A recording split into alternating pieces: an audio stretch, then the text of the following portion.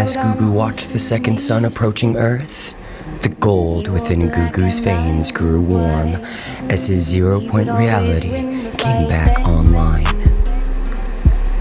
You see, Goo Goo felt a certain kinship with this planet that resembled a star, as if he had almost known it in a past life.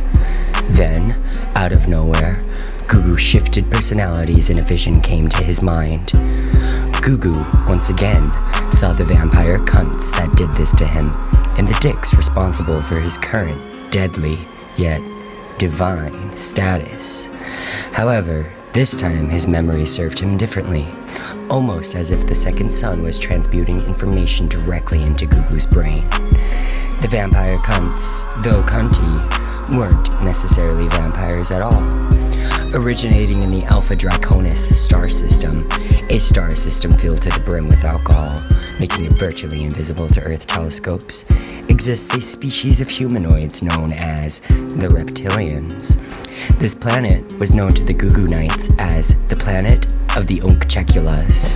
This planet at one point was brimming with biodiversity, though millions of years ago the core of this planet was dying, forcing the Reptilians into survival mode. The ruling class resorted to forced population control, genetic manipulation for highly desired personality and physical attributes, and ultimately murder and genocide of their very own race. You see, as more and more of these humanoids started to evolve into a more reptile-like entity, the planet of the Unkcheculas met its inevitable demise. Those who were fully evolved mutated and were able to survive solely on animal and human blood, ultimately betraying those who remained human, draining of their blood, and destroying all biodiversity on the planet in the process. Thus, the planet of the Unkcheculas died, and they took to the stars and millions of years ago landed here on Earth, bringing their reserves of blood and alcohol with them, hiding in plain sight for millennia until they were discovered by the Galactic Federation, hunted down with the help of the Earthlings, rounded up, put in camps, and decimated almost to the point of no return. That is, until now. You see, the Reptilians only seem to have been decimated. A vast majority of them went down into underground tunnels, deep within the Earth, plotting, planning their revenge. And thus, the unexamined past became the next generation's future. As the Reptilians grew in numbers in the underground bases, they slowly took over power in the United States, gaining full vested authority over all citizens and land in the mid-1800s, forcing all Goo Goo Knights onto sanctioned land, murdering them, slaughtering them, and decimating their population, ultimately doing to others what was done to them.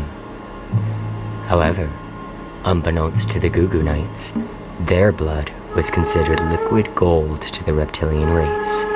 You see, after years of being underground, as well as not being acclimated to the Earth's sun, almost 98% of all reptilians were unable to walk in the sunlight.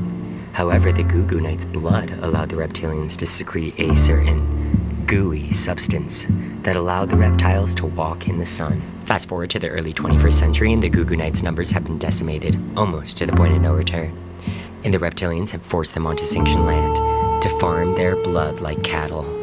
And in a not-so-surprising turn of events, the reptilians took over the motion film industry and within one generation placed the entire United States under mind control to get them to donate blood under the guise of free will, free money, free food, and Dunkin' Donuts.